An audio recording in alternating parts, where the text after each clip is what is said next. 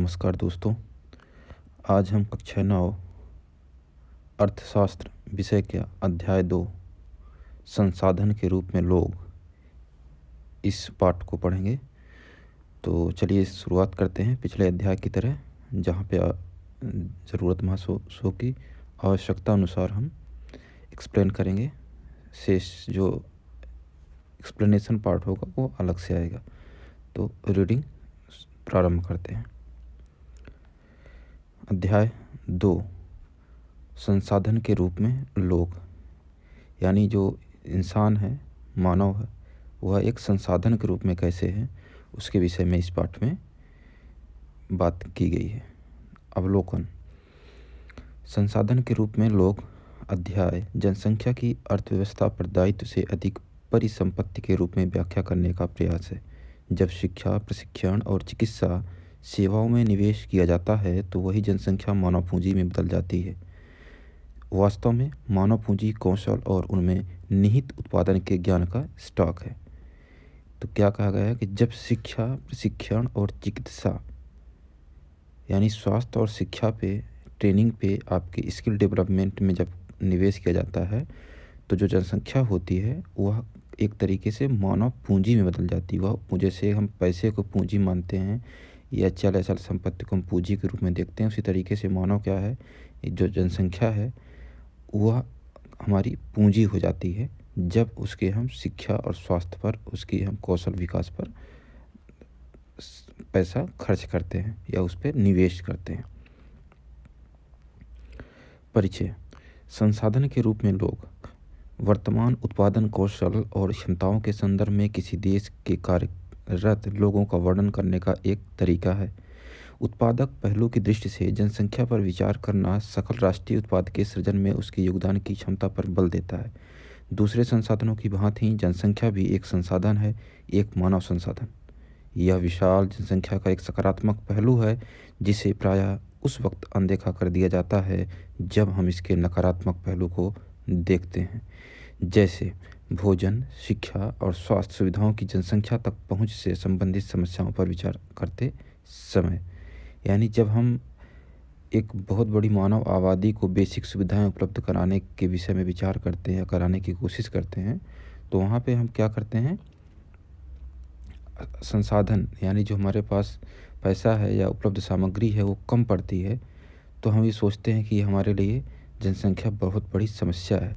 जबकि यहीं पे अगर हम थोड़ा सा अलग नज़रिए से देखें और कुछ आवश्यक चीज़ें जैसे कि स्वास्थ्य और शिक्षा सबसे प्राथमिक चीज़ें होती है, इस पर कुछ वर्ष तक निवेश करें, इस पर सबसे पहले ध्यान दें, तो वही जो जनसंख्या है तो हमारे लिए एक पूंजी यानी एक अभिशाप की जगह वरदान साबित हो जाती है।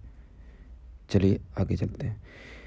जब इस विद्यमान मानव संसाधन को और अधिक शिक्षा तथा स्वास्थ्य द्वारा और विकसित किया जाता है तब हम इसे मानव पूंजी निर्माण कहते हैं, जो भौतिक पूंजी निर्माण की ही भांति देश की उत्पादक शक्ति में वृद्धि करता है।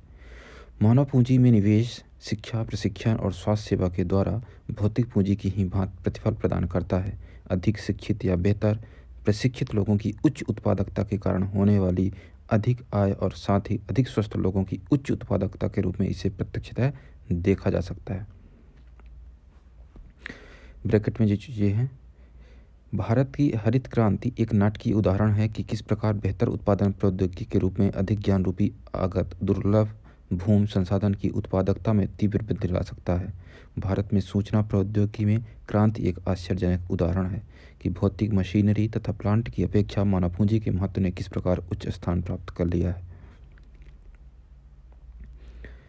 इस पर यहाँ पे कुछ सवाल हैं कि मानव संसाधन क्या है, क्या यह भूमि अथवा श्रम के समान है या उससे अधिक है। तो इस तरीके से ये प्रश्न उत्तर दिए गए हैं चित्रों के माध्यम से मानव पूंजी के विषय में, और इसमें चर्चा के लिए कुछ चित्र के अनुसार कुछ सवाल दिए गए हैं, तो उनको आप देखिएगा। उच्च आय से न केवल अधिक शिक्षित और अधिक स्वस्थ लोगों को लाभ होता है बल्कि समाज को भी अप्रत्यक्ष तरीकों से लाभ होता है, क्योंकि अधिक शिक्षित या अधिक स्वस्थ जनसंख्या का लाभ उन लोगों तक भी पहुंचता है जो स्वयं प्रत्यक्ष रूप से उतने शिक्षित नहीं हैं या उतनी स्वास्थ्य सेवाएं उन्हें प्रदान नहीं की गई है। वास्तव में मानव पूंजी एक तरह से अन्य संसाधनों जैसे भूमि और भौतिक पूंजी से श्रेष्ठ है, क्योंकि मानव संसाधन भूमि और पूंजी का उपयोग कर सकता है। क्यों से श्रेष्ठ है भौतिक पूंजी से? यह भूमि से, क्योंकि मानव संसाधन भूमि और पूंजी दोनों का उपयोग कर सकता है। यानी मानव संसाधन एक ऐसा संसाधन है जो आपके समक्ष जो भी पूंजी उपलब्ध है उन सब का वह उपयोग एक अच्छे तरीके से कर सकता है, इसलिए वह उनसे भी श्रेष्ठ है अगर इनके स्वास्थ्य और शिक्षा कौशल विकास में अच्छी तरीके से धन निवेश किया जाए तो। जबकि क्या है, भूमि और पूंजी अपने आप उपयोगी नहीं हो सकते हैं, लेकिन मानव उपयोगी हो सकता है। अनेक दशकों से भारत में विशाल जनसंख्या को एक परिसंपत्ति की अपेक्षा एक दायित्व माना जाता रहा है, लेकिन यह आवश्यक नहीं कि एक विशाल जनसंख्या देश के लिए दायित्व ही हो। मानव पूंजी में निवेश द्वारा इसे एक उत्पादक परिसंपत्ति में बदला जा सकता है। उदाहरण के लिए सबके लिए शिक्षा और स्वास्थ्य, आधुनिक प्रौद्योगिकी के प्रयोग में औद्योगिक और कृषि श्रमिकों के प्रशिक्षण, उपयोगी वैज्ञानिक अनुसंधान आदि पर संसाधनों के व्यय द्वारा। निम्नलिखित दो उदाहरण स्पष्ट करते हैं कि लोग अधिक उत्पादक संसाधन बनने का प्रयास करते हैं। सकल, यानी एक व्यक्ति है सकल, उसकी कहानी। दो मित्र विलास और सकल एक ही गांव सीमापुर में रहते थे। सकल की आयु 12 वर्ष थी। अब इस कहानी के माध्यम से आपको कुछ जो पाठ्य पुस्तक में एक अलग दृश्य या एक अलग बात समझाने की कोशिश की गई है, तो आप समझने की कोशिश करिएगा ध्यान से सुनते हुए।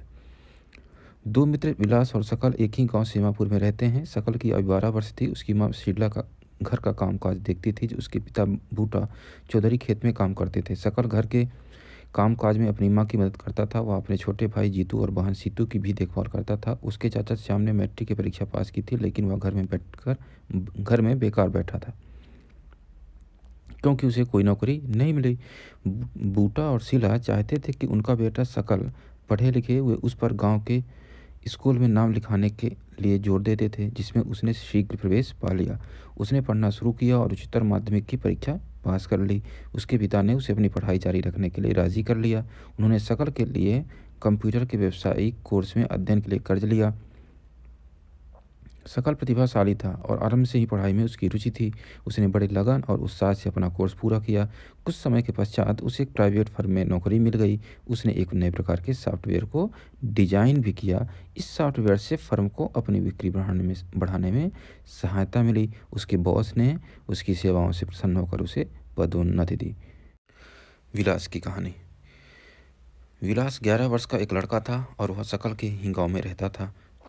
विलास के पिता महेश एक मछुआरे थे। विलास जब केवल 2 वर्ष का था तो उसके पिता की मृत्यु हो गई थी। उसकी माँ गीता ने मछलियाँ बेचकर अपने परिवार को पाला पोसा।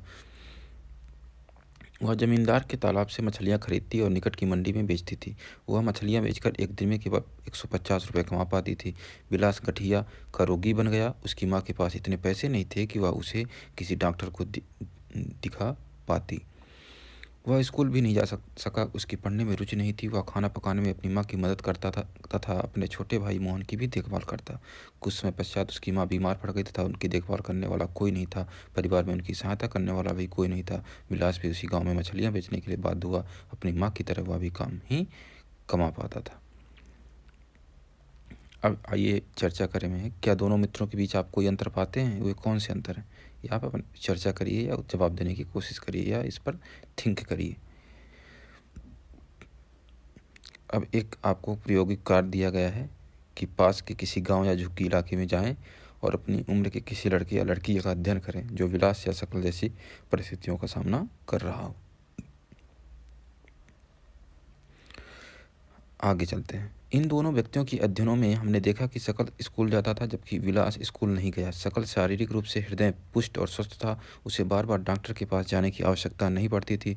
विलास गठिया का रोगी था। उसके यहाँ डॉक्टर के पास जाने के साधन नहीं थे। सकल ने कंप्यूटर में डिग्री प्राप्त की थी। सकल को एक प्राइवेट फर्म में नौकरी मिल गई। विलास वही काम करता रहा जो उसकी माँ करती थी। अपनी माँ की ही तरह परिवार को पालने पोसने के लिए उसकी आय बहुत कम थी। सकल के मामले में कई वर्षों की शिक्षा ने उसके श्रम की गुणवत्ता बढ़ाई। इससे उसकी कुल उत्पादकता में वृद्धि हुई। उत्पादकता में वृद्धि होने का मतलब वह ज़्यादा पैसा कमाने लगा या ज़्यादा कुछ अर्जित करने लगा।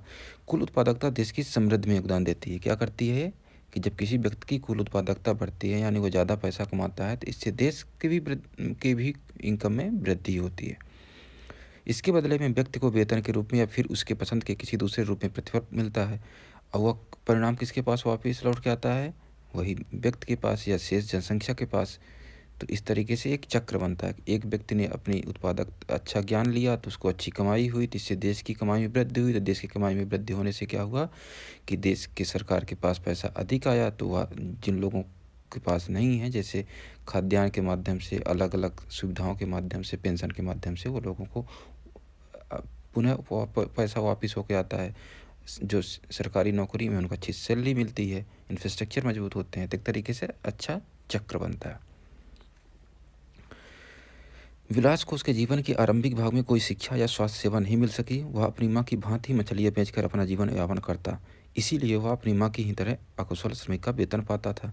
मानव संसाधन में शिक्षा और चिकित्सा सेवा के द्वारा निवेश से भविष्य में उच्च प्रतिफल प्राप्त हो सकते हैं। प्रतिफल मतलब उसके अच्छे अनुकूल परिणाम। लोगों में यह निवेश भूमि और पूंजी में निवेश की ही तरह है। एक बच्चा भी जिसकी शिक्षा और स्वास्थ्य पर निवेश किया गया है, भविष्य में उच्च आय और समाज को वृहद योगदान के रूप में अधिक प्रतिफल दे सकता है। यह देखा जाता है कि शिक्षित माँ बाप अपने बच्चों की शिक्षा पर अधिक निवेश करते हैं। ऐसा इसलिए होता है क्योंकि उन्होंने स्वयं भी शिक्षा के महत्व को अनुभव किया होता है। वे उचित पोषण और स्वच्छता के प्रति भी सचेत होते हैं। इसी प्रकार वे अपने बच्चों की स्कूली शिक्षा और अच्छे स्वास्थ्य की आवश्यकताओं का भी ध्यान रखते हैं। इस तरह इस मामले में एक अच्छा चक्र बन जाता है। इसके विपरीत स्वयं भी अशिक्षित और अस्वच्छता तथा सुविधा वंचित स्थिति में रहने वाले माँ बाप एक दुष्चक्र सृजित कर लेते हैं और अपने बच्चों को अपनी ही तरह सुविधाओं से वंचित स्थिति में रखते हैं। जापान जैसे देशों ने मानव संसाधन पर निवेश किया है। उनके पास कोई प्राकृतिक संसाधन नहीं था। यह विकसित धनी देश है। वे अपने देश के लिए आवश्यक प्राकृतिक संसाधनों का आयात करते हैं। वे कैसे धनी विकसित बने, यानी वो कैसे धनी या विकसित बने, उन्होंने लोगों में विशेष रूप से शिक्षा और स्वास्थ्य के क्षेत्र में निवेश किया। कैसे बने? उन्होंने लोगों में विशेष रूप से शिक्षा और स्वास्थ्य पर निवेश किया। उन लोगों ने भूमि और पूंजी जैसे अन्य संसाधनों का कुशल उपयोग किया है। इन लोगों ने जो कुशलता और प्रौद्योगिकी विकसित की, उसी से ये देश धनी और विकसित बने। पुरुषों और महिलाओं के आर्थिक क्रियाकलाप अब एक सब टॉपिक के रूप में है। पुरुषों और महिलाओं के आर्थिक क्रियाकलाप। विलास और शकल की तरह लोग विभिन्न क्रियाकलापों में संलग्न हैं। हमने देखा कि विलास मछलियाँ बेचता था और शकल को एक फर्म में नौकरी मिल गई थी। विभिन्न क्रियाकलापों को 3 प्रमुख क्षेत्रकों प्राथमिक, द्वितीयक और तृतीयक में वर्गीकृत किया गया है। क्षेत्रक मतलब प्राथमिक तरीके का जो उद्योग होता है क्षेत्र हुआ, द्वितीयक हुआ और तृतीयक, 3 क्षेत्रों में वर्गीकृत किया गया है। प्राथमिक क्षेत्र के अंतर्गत कृषि, वानिकी, पशुपालन। अब यहाँ पे आप ध्यान से सुनिएगा जो आगे पढ़ने जा रहे हैं, क्योंकि यहाँ पे कुछ कॉन्सेप्ट निकलेंगे जो कि अगले अध्याय में, अगले क्लास के लिए आपको काम आएंगे। और अगर एक बार में समझ में नहीं आए तो आप फिर रिपीट करके दोबारा भी सुन सकते हैं। ये अध्याय महत्वपूर्ण है कई नज़रियों से। प्राथमिक क्षेत्र के अंतर्गत कृषि, वानिकी, पशुपालन, मत्स्य पालन, मुर्गी पालन और खनन एवं उत्खनन शामिल है। क्या क्या है? यहाँ से ऐसे है कि यूपीएससी यानी आईएएस तक के कंपटीशन में भी यहाँ से बेसिक सवाल पूछ लिए जाते हैं और लोगों को नहीं पता होते हैं, जबकि इससे कठिन कठिन सवाल के जवाब दे लेते हैं। इसलिए ध्यान से सुनिए। प्राथमिक क्षेत्र के अंतर्गत कृषि, वानिकी, पशुपालन, मत्स्य पालन, मुर्गी पालन और खनन एवं उत्खनन शामिल है। द्वितीय क्षेत्र में विनिर्माण शामिल है। तृतीय क्षेत्र में व्यापार, परिवहन, संचार, बैंकिंग, बीमा, शिक्षा, स्वास्थ्य, पर्यटन सेवाएं इत्यादि शामिल किए जाते हैं। इस क्षेत्र में क्रियाकलाप के फलस्वरूप वस्तुओं और सेवाओं का उत्पादन होता है। ये क्रियाकलाप राष्ट्रीय आय में मूल्य वर्धन करते हैं। ये क्रियाएं आर्थिक क्रियाएं कहलाती हैं। आर्थिक क्रियाओं के 2 भाग होते हैं, बाजार क्रियाएं और गैर बाजार क्रियाएं। बाजार क्रियाओं में वेतन या लाभ के उद्देश्य से की गई क्रियाओं के लिए पारिश्रमिक का भुगतान किया जाता है। इनमें सरकारी सेवा सहित वस्तु या सेवाओं का उत्पादन शामिल है। गैर बाजार क्रियाओं से अभिप्राय स्व उपभोग के लिए उत्पादन है। इनमें प्राथमिक उत्पादों का उपभोग और प्रसंस्करण तथा अचल संपत्तियों का सुलेखा उत्पादन आता है। अब एक चित्र दिया गया है, उसके हिसाब से क्रियाकलाप दिया गया है, तो आप देख सकते हैं। आगे चलते हैं तो इसको हम आप रोक के यहाँ पे पढ़ सकते हैं। हम इसको इसीलिए थोड़ा सा धीरे से इसको आगे पीछे कर रहे हैं। चलिए आगे चलते हैं। ऐतिहासिक और सांस्कृतिक कारणों से परिवार में महिलाओं और पुरुषों के बीच श्रम का विभाजन होता है। आमतौर पर महिलाएं घर के कामकाज देखती हैं और पुरुष खेतों में काम करते हैं। शकल की माँ शीला खाना पकाती है, बर्तन साफ करती है, कपड़े धोती है, घर की सफाई करती है और अपने बच्चों की देखभाल करती है। शकल के पिताजी बूटा खेतों में काम करते हैं, उपज को बाजार में बेचते हैं और परिवार के लिए धन कमाते हैं। शीला परिवार के पालन पोषण के लिए जो सेवाएं प्रदान करती है उसके लिए उसे कोई भुगतान नहीं किया जाता। बूटा धन कमाता है जिसे वह परिवार के पालन पोषण पर खर्च करता है। परिवार के लिए दी गई सेवाओं के बदले महिलाओं को भुगतान नहीं किया जाता। उनकी सेवाओं को राष्ट्रीय आय में नहीं जोड़ा जाता। विलास की मां गीता मछली बेचकर आय कमाती थी। इस तरह महिलाओं को उनकी सेवाओं के लिए तब भुगतान किया जाता है जब वे श्रम बाजार में प्रवेश करती हैं। उनके पुरुष सहयोगी की ही तरह उनकी आय उनकी शिक्षा और कौशल के आधार पर निर्धारित की जाती है। शिक्षा व्यक्ति के उपलब्ध आर्थिक अवसरों के बेहतर उपयोग में सहायता करती है। शिक्षा और कौशल बाजार में किसी व्यक्ति की आय के प्रमुख निर्धारक हैं। अधिकांश महिलाओं के पास बहुत कम शिक्षा और निम्न कौशल स्तर है। पुरुषों की अपेक्षा महिलाओं को कम पारिश्रमिक दिया जाता है। अधिकतर महिलाएं वहां काम करती हैं जहां नौकरी की सुरक्षा नहीं होती तथा कानूनी सुरक्षा का अभाव है। अनियमित रोजगार और निम्न आय इस क्षेत्र की विशेषताएं हैं। इस क्षेत्र में प्रसूति अवकाश, शिशु देखभाल, प्रसूति अवकाश मतलब जो किसी माँ या महिला के गर्भवती होने पे उनको छुट्टी मिलती है, तो जिसको मैटरनिटी लीव कहते हैं इंग्लिश में, वही प्रसूति अवकाश है। इस क्षेत्र में प्रसूति अवकाश, शिशु देखभाल और अन्य सामाजिक सुरक्षा तंत्र जैसी सुविधाएं उपलब्ध नहीं होती। तथा उच्च शिक्षा और उच्च कौशल वाली महिलाओं को पुरुषों के बराबर वेतन मिलता है। संगठित क्षेत्र में शिक्षण और चिकित्सा उन्हें सबसे अधिक आकर्षित करते हैं। कुछ महिलाओं ने सामान्य नौकरियों के अलावा प्रशासनिक और अन्य सेवाओं में प्रवेश किया है जिनमें वैज्ञानिक और प्रौद्योगिकी सेवा के उच्च स्तर की आवश्यकता पड़ती है। अपनी बहन या साथ पढ़ रही किसी सहपाठी से पूछें कि वह क्या बनना चाहती है। अब अगला सब टॉपिक है जनसंख्या की गुणवत्ता। जनसंख्या की गुणवत्ता साक्षरता दर, जीवन प्रत्याशा से निरूपित व्यक्तियों के स्वास्थ्य और देश के लोगों द्वारा प्राप्त कौशल निर्माण पर निर्भर करती है। जनसंख्या की गुणवत्ता अंततः देश की समृद्धि दर निर्धारित करती है। साक्षर और स्वस्थ जनसंख्या परिसंपत्तियां होती हैं। शिक्षा अपने जीवन के आरंभिक वर्षों की शिक्षा ने बाद के वर्षों में अच्छी नौकरी और अच्छे वेतन के रूप में उसे फल दिया। हमने देखा कि सकल के विकास के लिए शिक्षा एक महत्वपूर्ण आगत था। इसने उसके लिए नए क्षितिज खोले, नई आकांक्षाएं दी और जीवन के मूल विकसित किए। न केवल सकल के लिए बल्कि समाज के विकास में भी शिक्षा का योगदान है। यह राष्ट्रीय आय और सांस्कृतिक समृद्धि में वृद्धि करती है और प्रशासन की कार्य क्षमता बढ़ाती है। प्राथमिक शिक्षा में सार्वजनिक पहुंच, धारण और गुणवत्ता प्रदान करने का प्रावधान किया गया है और इस मामले में लड़कियों पर विशेष जोर दिया गया है। प्रत्येक जिले में नवोदय विद्यालय जैसे प्रगति निर्धारक विद्यालयों की स्थापना की गई है। बड़ी संख्या में हाई स्कूल के विद्यार्थियों को ज्ञान और कौशल से संबंधित व्यवसाय उपलब्ध कराने के लिए व्यावसायिक शाखाएं विकसित की गई हैं। शिक्षा परियोजना परिव्यय पहली पंचवर्षीय योजना के 151 करोड़ रुपए से बढ़कर 11वीं पंचवर्षीय योजना में 3766.90 करोड़ रुपए हो गया है। अभी वर्तमान में ये और ज़्यादा हो गया है। ये 11वीं पंचवर्षीय योजना का डेटा है, तो डेटा में ज़्यादा थोड़ा आपको ध्यान नहीं देना। सकल घरेलू उत्पाद के प्रतिशत के रूप में शिक्षा पर व्यय 1951-52 के 0.64% से बढ़कर 2015-16 में 3%, यानी बजटीय अनुमान है ये 3% किसके आधार वर्ष में 2015-16 में हो गया है। इसके बाद केंद्रीय एवं राज्य सरकार के दस्तावेज यानी भारतीय रिजर्व बैंक के द्वारा यह बजटीय अनुमान 2017-18 में घटकर 2.7% बताया गया है। तो 2015-16 में 3% था, जबकि 2017-18 में कितना घटकर 2.7% बताया गया।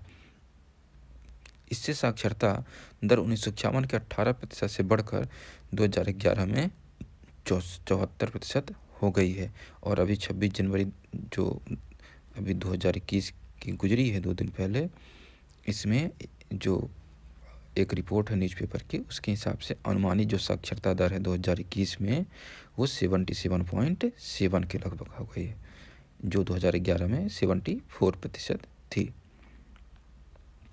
साक्षरता प्रत्येक नागरिक का न केवल अधिकार है बल्कि यह नागरिकों द्वारा अपने कर्तव्यों का ठीक प्रकार से पालन करने तथा अपने अधिकारों का ठीक प्रकार से लाभ उठाने के लिए अनिवार्य भी है। ब्रैकेट में कुछ चीज़ें हैं। व्यक्ति एक सकारात्मक परिसंपत्ति और कीमती राष्ट्रीय संसाधन है जिसे बड़ी सहजता से गतिशीलता और सावधानीपूर्वक संजोने, पोषित करने तथा विकसित करने की आवश्यकता है। प्रत्येक व्यक्ति का विकास समस्याओं और आवश्यकताओं की एक भिन्न श्रृंखला है। इस जटिल और गतिशील विकास प्रक्रिया में शिक्षा की उत्प्रेरक भूमिका को बहुत सावधानी से तैयार करना चाहिए और बड़ी संवेदनशीलता के साथ कार्यान्वित करना चाहिए। ये कुछ डेटा दिया गया है 2017-18 का आर्थिक सर्वेक्षण का, उसे आपको ध्यान देने की जरूरत नहीं है। इसके हिसाब से कुछ यहाँ पे डेटा के हिसाब से कुछ सवाल पूछे गए हैं, आप प्रयोग के रूप में उसे कर सकते हैं कि कैसे पढ़ते हैं। इसमें एक सवाल जैसे आ गया कि 2020 में भारत की साक्षरता दर का आपका पूर्वानुमान क्या है। तो हमने आपको बताया ही ऑलरेडी 26 जनवरी 2021 में न्यूज़पेपर दैनिक जागरण न्यूज़पेपर है राष्ट्रीय संस्करण में प्रकाशित खबर के अनुसार जो अनुमानित साक्षरता दर है वो 77.7 है। क्योंकि अभी जनगणना के रूप में जो नॉर्मल डेटा है वो प्रमाणिक डेटा भी आया नहीं है, एक अनुमानित है। तथा जनसंख्या के विभिन्न भागों के बीच व्यापक अंतर पाया जाता है। महिलाओं की अपेक्षा पुरुषों में साक्षरता दर करीब 16.6% अधिक है और ग्रामीण क्षेत्रों की अपेक्षा नगरीय क्षेत्रों में साक्षरता दर करीब 16% अधिक है। वर्ष 2011 के केरल के कुछ जिलों में साक्षरता दर 94% है, जबकि बिहार में 62% है।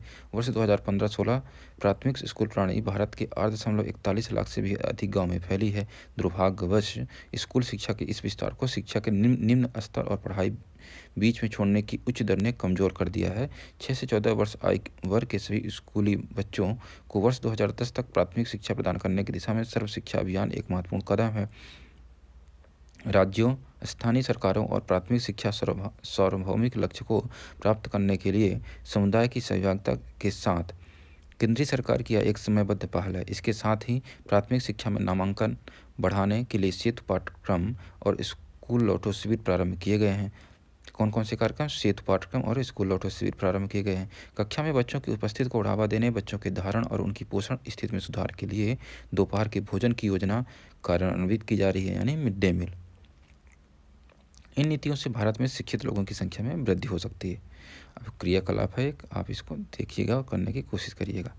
बारहवीं योजना में यानी 12वीं पंचवर्षीय योजना में उच्च शिक्षा में 18 से 23 वर्ष आयु वर्ग के नामांकन में 25.2% तक की वृद्धि 2017-18 एवं 30% 2020-21 तक करने का प्रयास किया गया है।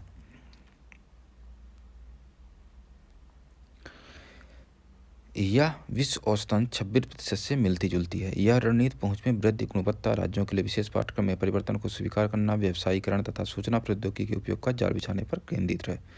योजना दूरस्थ शिक्षा, औपचारिक, अनौपचारिक, दूरस्थ तथा संचार प्रौद्योगिकी की शिक्षा देने वाले शिक्षण संस्थानों के अभिसरण पर केंद्रित है। पिछले 50 वर्षों में विशेष क्षेत्रों में उच्च शिक्षा देने वाले शिक्षण संस्थानों तथा विश्वविद्यालयों की संख्या में महत्वपूर्ण वृद्धि हुई है।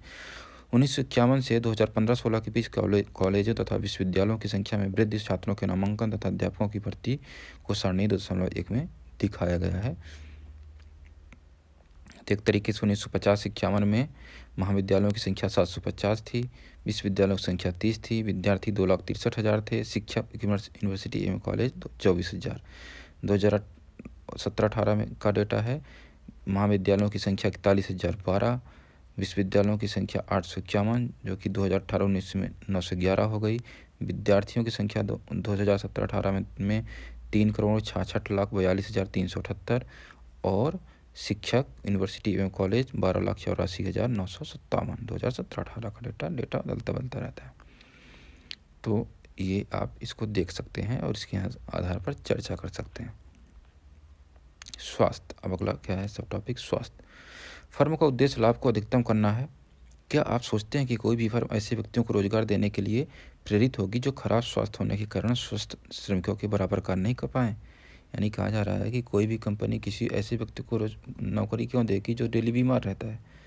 तो स्वस्थ यानी स्वास्थ्य होना, स्वस्थ होना, स्वास्थ्य इस नज़रिए से भी महत्वपूर्ण है कि आपको कहीं पे नौकरी मिले या वहाँ पे टिक पाएँ, आपको निकाला ना जाए, तो आपको स्वस्थ होना जरूरी है। यहाँ पे कुछ डिफिनीशन दी गई हैं जिसको हम देख सकते हैं। शिशु मृत्यु दर से प्राय 1 वर्ष से कम आयु के शिशु की मृत्यु से है। यानी जिसे हम बाल मृत्यु दर कहते हैं, कि शिशु मृत्यु दर से अभिप्राय 1 वर्ष से कम आयु के शिशु की मृत्यु से है। जन्म दर से अभिप्राय एक विशेष अवधि में प्रति 1000 व्यक्तियों के पीछे जन्म लेने वाले शिशुओं की संख्या से है। क्या है? जन्म दर से अभिप्राय एक विशेष अवधि में, यानी एक विशेष दिए गए समय में, मान लीजिए अगर समय 1 साल है या 10 साल है उस हिसाब से, तो एक विशेष अवधि में प्रति 1000 व्यक्तियों, यानी 1000 व्यक्तियों के पीछे जन्म लेने वाले शिशुओं की संख्या, यानी मान लीजिए 1 साल में 1000 व्यक्ति में जितने शिशु जन्म लेते हैं तो उनकी जो संख्या है तो उनको जो है क्या कहते हैं? जन्म दर कहते हैं। मृत्यु दर क्या है? मृत्यु दर से अभिप्राय एक विशेष अवधि में प्रति 1000 व्यक्तियों के पीछे मरने वालों की संख्या है। जन्म दर का एक तरीके से उल्टा। किसी व्यक्ति का स्वास्थ्य उसे अपनी क्षमता को प्राप्त करने और बीमारियों से लड़ने की ताकत देता है। ऐसा कोई भी अस्वस्थ स्त्री पुरुष संगठन के समग्र विकास में अपने योगदान को अधिकतम करने में सक्षम नहीं होगा। वास्तव में स्वास्थ्य अपना कल्याण करने का एक अपरिहार्य आधार है। यानी स्वास्थ्य अपना ठीक रखना, स्वस्थ रहना खुद का ही कल्याण करने के लिए एक अनिवार्य आधार है, अनिवार्य ज़रूरत है। इसलिए जनसंख्या की स्वास्थ्य स्थिति को सुधारना किसी भी देश की प्राथमिकता होती है। हमारी राष्ट्रीय नीति का लक्ष्य भी जनसंख्या के अल्प सुविधा प्राप्त वर्गों पर विशेष ध्यान देते हुए स्वास्थ्य सेवाओं, परिवार कल्याण और पौष्टिक सेवा तक इनकी पहुँच को बेहतर बनाना, जैसे कि आंगनबाड़ी वगैरह या एनएमएस सहायता समूह के माध्यम से या आशा कार्यकर्ता वगैरह ये सब कार्य कर रहे हैं। पिछले 5 दशकों में भारत ने सरकारी और निजी क्षेत्रों में प्राथमिक, द्वितीयक तथा तृतीयक सेवाओं के लिए अपेक्षित एक विस्तृत स्वास्थ्य आधारित संरचना और जनशक्ति का निर्माण किया है। एक ब्रैकेट में चीज़ दी गई है। इन उपायों को अपनाने से जीवन प्रत्याशा बढ़कर 2014 में 68.3 वर्ष अधिक हो गई है। शिशु मृत्यु दर 1951 के 147 से घटकर 2016 में 34 पर आ गई है। इसी अवधि में अशोधित जन्म दर गिरकर 20.4 और मृत्यु दर 6.4 पर आ गई है। जीवन प्रत्याशा में वृद्धि और शिशु देखभाल में सुधार देश के आत्मविश्वास को भावी प्रगति के साथ आंकने के लिए उपयोगी है। आयु में वृद्धि आत्मविश्वास के साथ जीवन की उत्तम गुणवत्ता का सूचक है। शिशुओं की संक्रमण से रक्षा तथा माताओं के साथ बच्चों की देखभाल और पोषण सुनिश्चित करने से शिशु मृत्यु दर घटती है। ये कुछ चर्चा करने के लिए फिर से यहाँ पे सवाल दिए गए हैं। भारत में ऐसे अनेक स्थान हैं जिनमें ये मौलिक सुविधाएं भी नहीं हैं। भारत में कुल 381 मेडिकल कॉलेज और 301 डेंटल कॉलेज हैं। केवल 4 राज्य जैसे आंध्र प्रदेश, कर्नाटक, महाराष्ट्र एवं तमिलनाडु में कुल राज्यों से अधिक मेडिकल हैं। ये कुछ दिया गया है, फिर एक क्रियाकलाप दिया गया है, ये आप कर सकते हैं। अगला सब टॉपिक है बेरोजगारी। आप इसको रोक सकते हैं बीच में। बेरोजगारी। शकल की मां शीला अपने घरेलू कामकाज और बच्चों की देखभाल तथा खेती के काम में अपने पति बूटा की मदद करती थी। शकल का भाई जीतू और बहन सीतू अपना समय खेलने और घूमने के फिरने में गुजारते थे। क्या आप शीला या जीतू या सीतू को बेरोजगार कह सकते हैं? हाँ, कह सकते हैं। यदि नहीं तो क्यों? बेरोजगारी उस समय विद्यमान कही जाती है जब प्रचलित मजदूरी की दर पर काम करने के लिए इच्छुक लोग रोजगार नहीं पा सके। बेरोजगारी कब कहा जाती है? उसमें विद्यमान कही जाती है जब प्रचलित मजदूरी की दर पर, यानी जो मजदूरी दी जा रही है, घर गांव में चल रही है, क्षेत्र प्रदेश में चल रही है, तो जब प्रचलित मजदूरी की दर पर काम करने के लिए इच्छुक, यानी जिस मजदूरी दर पर जो मजदूरी दर चल रही है उस मजदूरी दर पे कोई काम करना चाहता है, उस रेट पर कोई काम करना चाहता है लेकिन उसको काम नहीं मिलता है, तो यह बेरोजगारी मानी जाती है। शीला की रुचि अपने घर के बाहर काम करने में नहीं है। जीतू और सीतू बहुत छोटे हैं और उनकी गिनती श्रम शक्ति की जनसंख्या में नहीं हो सकती और ना ही जीतू, सीतू और शीला को बेरोजगार कहा जा सकता है। श्रम बल जनसंख्या में वो लोग शामिल किए जाते हैं जिनकी उम्र 15 से वर्ष से क्या है 59 वर्ष के बीच है। कौन कहा जाता है श्रम बल में? जिसकी उम्र 65 से 59 वर्ष के बीच है। शकल के भाई और बहन इस आयु वर्ग में नहीं आते, इसलिए उन्हें बेरोजगार नहीं कहा जा सकता। शकल की माँ शीला परिवार के लिए काम करती है। वह अपने घर से बाहर जाकर पारिश्रमिक के लिए काम करने की इच्छुक नहीं है, उसे भी बेरोजगार नहीं किया जा सकता। क्यों नहीं किया जा सकता? क्योंकि वो काम नहीं करना चाहती। शकल के दादा दादी और नाना नानी, जिनका यद्यपि इस कहानी में वर्णन नहीं है, उन्हें भी बेरोजगार नहीं कहा जा सकता। भारत के संदर्भ में ग्रामीण और नगरीय क्षेत्रों में बेरोजगारी है तथा ग्रामीण और नगरीय क्षेत्रों में बेरोजगारी की प्रकृति में अंतर है। ग्रामीण क्षेत्रों में मौसमी और प्रच्छन्न बेरोजगारी है, नगरीय क्षेत्रों में अधिकांशतः शिक्षित बेरोजगारी है। अब आगे मौसमी या प्रच्छन्न बेरोजगारी, ध्यान से सुनिए डिफिनीशन, आप इसको रिपीट करके भी सुन सकते हैं। मौसमी बेरोजगारी तब होती है जब लोग वर्ष के कुछ महीनों में रोजगार प्राप्त नहीं कर पाते। कृषि पर आश्रित लोग आमतौर पर इस तरह की समस्या से जूझते हैं। अब मैं आपको उदाहरण देता हूँ, या इसी में आगे दिया गया है, मैं पढ़ते चलता हूँ, नहीं तो वीडियो लंबा हो जाएगा, आप इसको दोबारा सुन सकते हैं।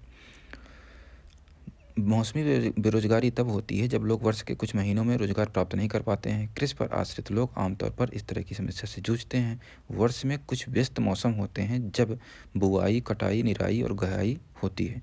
कुछ विशेष महीनों में कृषि पर आश्रित लोगों को अधिक काम नहीं मिल पाता। प्रच्छन्न बेरोजगारी के अंतर्गत लोग नियोजित प्रतीत होते हैं। उनके पास भूखंड होता है जहाँ उन्हें काम मिलता है। ऐसा प्रायः कृषिगत काम में लगे परिजनों में होता है। किसी काम में 5 लोगों की आवश्यकता होती है, लेकिन उसमें 8 लोग लगे होते हैं। इनमें 3 लोग अतिरिक्त हैं। ये तीनों इसी खेत पर काम करते हैं जिस पर 5 लोग काम करते हैं। इन तीनों द्वारा किया गया अंशदान 5 लोगों द्वारा किए गए योगदान में कोई बढ़ोतरी नहीं करता। अगर 3 लोगों को हटा दिया जाए तो खेत की उत्पादकता में कोई कमी नहीं आएगी। खेत में 5 लोगों के काम की आवश्यकता है और 3 अतिरिक्त लोग प्रच्छन्न रूप से रोजगार होते हैं।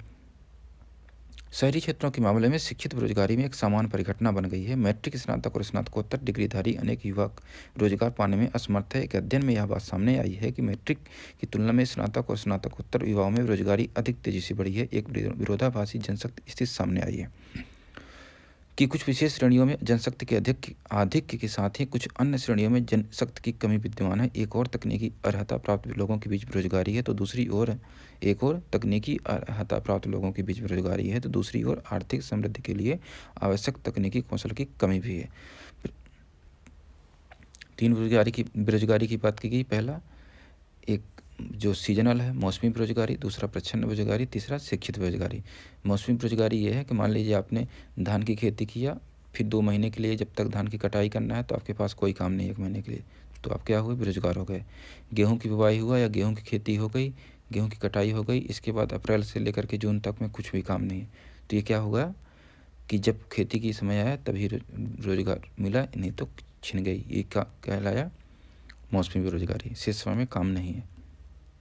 दूसरा प्रच्छन्न बेरोजगारी कि काम है, खेत में मजदूरी करनी है, 2 लोगों के लिए काम है और पता चला घर में सब खाली बैठे हैं, तो घर में के अगर 5-10 हैं, 10 सदस्य सब वही खेत में लग गए, तो देखने में तो सब काम कर रहे होते हैं, लेकिन वास्तव में उनकी ज़रूरत वहाँ पे होती नहीं है, ना तो उससे कुछ ज़्यादा उपज प्राप्त होती है। तो इसको प्रच्छन्न बेरोजगारी कहते हैं, जिसमें लगता तो है सब कोई काम कर रहे हैं, लेकिन उस एक्चुअली में वो काम नहीं हो रहा होता है, वो समय की बर्बादी या मेहनत की बर्बादी होती है।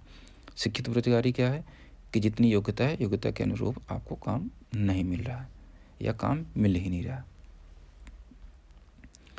बेरोजगारी से जनशक्ति संसाधन की बर्बादी होती है। युवकों में निराशा और हताशा की भावना होती है। लोगों के पास अपने परिवार का भरण पोषण करने के लिए पर्याप्त मुद्रा नहीं होती। शिक्षित लोगों के साथ जो कार्य करने की इच्छुक हैं और सार्थक रोजगार प्राप्त करने में समर्थ नहीं हैं, यह एक बड़ा सामाजिक अपव्यय है। बेरोजगारी से आर्थिक बोझ में वृद्धि होती है। कार्यरत जनसंख्या पर बेरोजगारी की निर्भरता बढ़ती है। किसी व्यक्ति और साथ ही साथ समाज के जीवन की गुणवत्ता पर बुरा प्रभाव पड़ता है। जब किसी परिवार को मात्र जीवन निर्वाह स्तर पर रहना पड़ता है तो उसके स्वास्थ्य स्तर में एक आम गिरावट आती है और स्कूल प्रणाली से अलगाव में वृद्धि होती है। इसलिए किसी अर्थव्यवस्था के समग्र विकास पर बेरोजगारी का अहितकर प्रभाव पड़ता है। बेरोजगारी में वृद्धि बंदीग्रस्त अर्थव्यवस्था का सूचक है। यह संसाधनों की बर्बादी भी करता है जिन्हें उपयोगी ढंग से नियोजित किया जा सकता था। अगर लोगों को संसाधन के रूप में नहीं किया जा सकता अगर लोगों को संसाधन के रूप में प्रयोग नहीं किया जा सकता तो ये स्वाभाविक रूप से अर्थव्यवस्था के लिए दायित्व बन जाएंगे। यानी किसी व्यक्ति को अगर काम नहीं लिया जा सकता तो उसको तो बैठा के खिलाने वाली बात हो गई। तो क्या हुआ, एक परिवार में 4 सदस्य हैं, ऐसे उदाहरण समझिए, एक परिवार में 4 सदस्य हैं, कमाने वाला सिर्फ एक है, तो एक व्यक्ति 3 सदस्य क्या हुए, एक व्यक्ति के ऊपर बोझ बन गए ना। अगर चारों के चारों कमाएं तो वो अपने खर्च के बाद भी कुछ पैसा बचा सकते हैं, संपत्ति बचा सकते हैं, जिसको कि वो विपत्ति के समय पे ज़रूरत पड़ने में उपयोग कर सकते हैं। तो ये यहाँ पे अगर बेरोजगारी की स्थिति होती है तो इसका ये दुष्परिणाम होता है। सांख्यिकीय रूप से भारत में बेरोजगारी की दर निम्न है। बड़ी संख्या में निम्न आय और निम्न उत्पादकता वाले लोगों की गिनती नियोजित लोगों में की जाती है। वे पूरे वर्ष काम करते प्रतीत होते हैं, लेकिन उनकी क्षमता और आय के हिसाब से यह उनके लिए पर्याप्त नहीं है। वे काम तो कर रहे हैं पर ऐसा प्रतीत होता है कि वे काम पर थोपे हुए हैं, इसलिए शायद वे अपनी पसंद या कोई अन्य काम करना पसंद कर सकते हैं। गरीब लोग बेकार नहीं बैठ सकते, वे किसी भी काम से जुड़ जाना चाहते हैं, चाहे उससे कितनी भी कमाई हो। अपनी इस कमाई से वे किसी तरह जीवन निर्वाह कर पाते हैं। इसके अतिरिक्त प्राथमिक क्षेत्र में स्वरोजगार एक विशेषता है। यद्यपि सभी लोगों की आवश्यकता नहीं होती है, फिर भी पूरा परिवार खेतों में काम करता है। इस तरह कृषि क्षेत्र में प्रच्छन्न बेरोजगारी होती है। प्रच्छन्न बेरोजगारी सामान्यतः कहाँ पाई जाती है? खेती की। लेकिन जो भी उत्पादन होता है उसमें पूरे परिवार की हिस्सेदारी होती है। खेत के काम में साझेदारी और उत्पादित फसल में हिस्सेदारी की धारणा ग्रामीण क्षेत्रों में बेरोजगारी की कठिनाइयों में कमी लाती है। लेकिन इससे परिवार की गरीबी कम नहीं होती और प्रत्येक परिवार से अधिशेष श्रमिक रोजगार की तलाश में गांवों से शहरों की ओर प्रवास करते हैं। आइए उपरोक्त तीनों क्षेत्रों में रोजगार के परिदृश्य की चर्चा करें। कृषि का सबसे अधिक अवशोषण करने वाला अर्थव्यवस्था का क्षेत्र कृषि है। पिछले वर्षों में पूर्व चर्चित प्रच्छन्न बेरोजगारी के कारण कृषि पर जनसंख्या की निर्भरता में कुछ कमी आई है। कृषि अधिशेष श्रम का कुछ भाग द्वितीयक या तृतीयक क्षेत्र में चला गया है। द्वितीयक क्षेत्र में छोटे पैमाने पर होने वाले विनिर्माण में श्रम का सबसे अधिक अवशोषण है। तृतीयक क्षेत्र में जैव प्रौद्योगिकी, सूचना प्रौद्योगिकी आदि तरह की विभिन्न नई सेवाएं सामने आ रही हैं। यानी कहा जाता है कि कहा यह जा रहा है कि कुछ लोग जो खेती वाले काम करने थे उसमें से जो बचे हुए लोग थे उनमें से कुछ चले गए हैं फैक्ट्री वगैरह में काम करने, जिसको कि द्वितीयक क्षेत्र कहा जाता है, विनिर्माण कहते हैं। और कुछ जो उस निकले, कुछ एजुकेट हुए, वो सर्विस सेक्टर में चले गए, सेवा क्षेत्र में, जिसको कि प्रौद्योगिकी, सूचना या IT क्षेत्र कहा जाता है। आइए यह जानने के लिए एक कहानी पढ़ें कि कैसे लोग अपने गांव की अर्थव्यवस्था के लिए परिसंपत्ति बन जाते हैं। एक गांव की कहानी। एक गांव था जिसमें अनेक परिवार रहते थे। प्रत्येक परिवार उतना उपजा लेता था कि उससे उसके सदस्य खा पी सकें। परिवार के सदस्य अपने कपड़े बुनते, अपने बच्चों को पढ़ाते और इस तरह प्रत्येक परिवार अपनी आवश्यकताएं स्वयं पूरी कर लेता था। इनमें से एक परिवार ने अपने एक बेटे को कृषि महाविद्यालय में भेजने का फैसला किया। लड़के को निकट के एक कृषि महाविद्यालय में प्रवेश मिल गया। कुछ समय पश्चात वह कृषि इंजीनियरिंग की योग्यता प्राप्त कर गांव वापस लौट आया। वह इतना सृजनात्मक निकला कि उसने एक उन्नत किस्म के हल का नमूना तैयार किया, जिससे गेहूं की उपज में वृद्धि हो गई। इस तरह गांव में एग्रो इंजीनियरिंग का एक नया काम सृजित हुआ और वहीं उसकी पूर्ति हुई। गांव के उस परिवार ने अपनी अधिशेष फसल निकट के गांव में बेच दी। उन्हें इससे अच्छा लाभ हुआ, जिसे उन्होंने आपस में बांट लिया। इस सफलता से प्रेरित होकर कुछ समय पश्चात गांव के सभी परिवारों ने एक बैठक की। वे अपने बच्चों के लिए भी बेहतर भविष्य चाह रहे थे। उन्होंने पंचायत से गांव में एक स्कूल खोलने का अनुरोध किया। उन्होंने पंचायत को विश्वास दिलाया कि वे सभी अपने बच्चों को स्कूल में भेजेंगे। पंचायत ने सरकार की मदद से एक स्कूल खोल दिया। निकट के कस्बे से एक शिक्षक की नियुक्ति की गई। इस गांव के सभी बच्चे स्कूल जाने लगे। कुछ समय पश्चात गांव के एक परिवार ने अपनी एक लड़की को सिलाई का प्रशिक्षण दिलाया। वह अब गांव के सभी लोगों के लिए कपड़े सीने लगी, क्योंकि अब सभी लोग अच्छे ढंग से सिले कपड़े पहनना चाहते थे। इस तरह दर्जी का एक नया काम सृजित हुआ। इसका एक और सकारात्मक प्रभाव हुआ। किसानों का कपड़े खरीदने के लिए दूर जाने में लगने वाला समय अब बचने लगा। किसान खेतों में अधिक समय लगाने लगे थे, इसलिए उपज बढ़ गई। यह समृद्धि का प्रारंभ था। किसानों के पास उपभोग से अधिक वस्तुएं थी। अब वे अपने उत्पादन उन लोगों को बेच सकते थे जो उनके गांव के बाजार में आते थे। समय के साथ वह गांव, जहां प्रारंभ में किसी नए काम का औपचारिक रूप से कोई अवसर नहीं था, शिक्षक, दर्जी, एग्रो इंजीनियरिंग और अन्य तरह के लोगों से परिपूर्ण हो गया। यह एक साधारण गांव की कहानी थी, जहां मानव पूंजी के उठते स्तर ने उसे जटिल और आधुनिक आर्थिक क्रियाकलापों के स्तर के रूप में विकसित बनाया। तो कुल मिला के कैसे शिक्षा, स्वास्थ्य में सुधार करने से इंसान की उत्पादकता और संपत्ति और उसकी खुशहाली में वृद्धि होती है, इसी से देश भी तरक्की करता है, देश की खुशहाली में वृद्धि होती है, वह एक कहानी के माध्यम से गाँव की बताया गया। अब देख लेते हैं अंत में सारांश। पाठ का सारांश क्या है। आपने देखा कि शिक्षा और स्वास्थ्य के समान आगतें किस प्रकार लोगों को अर्थव्यवस्था के लिए परिसंपत्ति बनाने में सहायता करती हैं। इस अध्याय में अर्थव्यवस्था के तीनों क्षेत्रों में होने वाली आर्थिक क्रियाकलापों के विषय में चर्चा की गई है। हमने बेरोजगारी से जुड़ी समस्याओं के बारे में भी पढ़ा। अंततः अध्याय एक गाँव की कहानी के साथ समाप्त होता है, जिसमें पहले कोई रोजगार नहीं था, पर बाद में वहाँ रोजगार के अनेक अवसर उत्पन्न हो गए। अब कुछ अभ्यास के प्रश्न हैं, इसी के साथ ही अब चैप्टर समाप्त होता है। अभ्यास के प्रश्न आप देख सकते हैं कि संसाधन के रूप में लोग से आप क्या समझते हैं। मानव संसाधन भूमि और भौतिक पूंजी जैसे अन्य संसाधनों से कैसे भिन्न है। ठीक वैसे ही, क्योंकि मानव इनका उपयोग कर सकता है, ये इनका उपयोग नहीं कर सकते हैं। मानव पूंजी निर्माण में शिक्षा की क्या भूमिका है, आपने पढ़ा ही। मानव पूंजी निर्माण में स्वास्थ्य की क्या भूमिका है। इस तरीके से ये सारे सवाल हैं। द्वितीयक, प्राथमिक, द्वितीयक, तृतीयक क्षेत्र कौन से हैं। तो ये है आर्थिक और गैर आर्थिक क्रियाओं में अंतर क्या है। इज्जत बेरोजगारी शब्द की आप व्याख्या कैसे करेंगे। महिलाएं क्यों निम्न वेतन वाले कार्यों में नियोजित होती हैं। इस तरीके से प्रच्छन्न और मौसमी बेरोजगारी में क्या अंतर है आपने पढ़ा ही है अभी, नहीं तो एक बार फिर से इसको सुनिएगा या पढ़ने की कोशिश करिएगा। तो इस अंक में अभी के लिए इतना ही, अगले अंक में हम फिर आपसे मिलेंगे। बहुत बहुत धन्यवाद।